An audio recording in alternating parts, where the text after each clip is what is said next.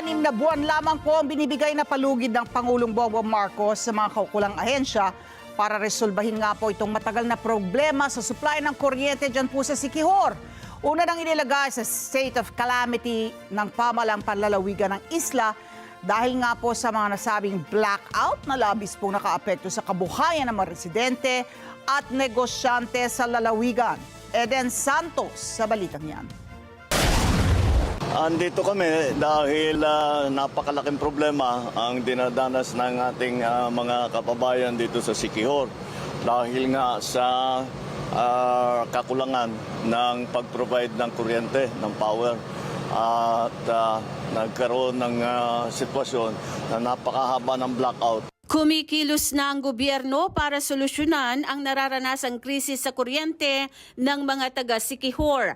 Yan ay matapos na personal na inspeksyonin ni Pangulong Ferdinand Marcos Jr. ang Siquijor Island Power Corporation o SIPCOR Power Plant sa Barangay Candanay Sur, Siquijor. Sa ambush interview kay PBBM ay sinabi nito na kabilang sa mga hakbang ang inaasahang pagkomisyon ng 2 megawatt modular generator set mula sa Palawan Electric Cooperative o PALECO.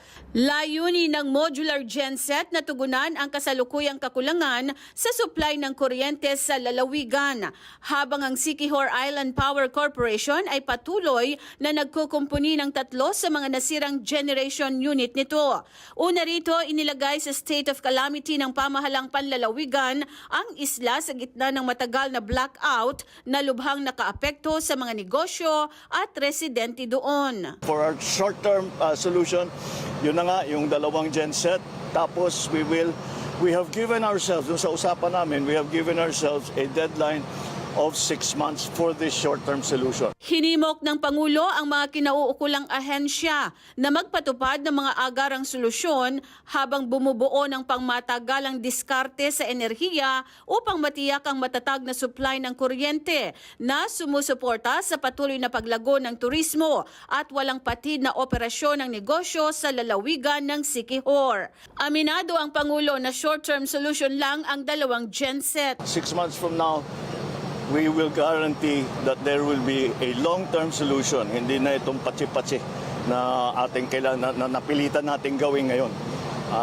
So the government will do its part. SIPCOR must do its part as well. Eden Santos para sa Mata ng Agila. Matatag, matapang, matapat.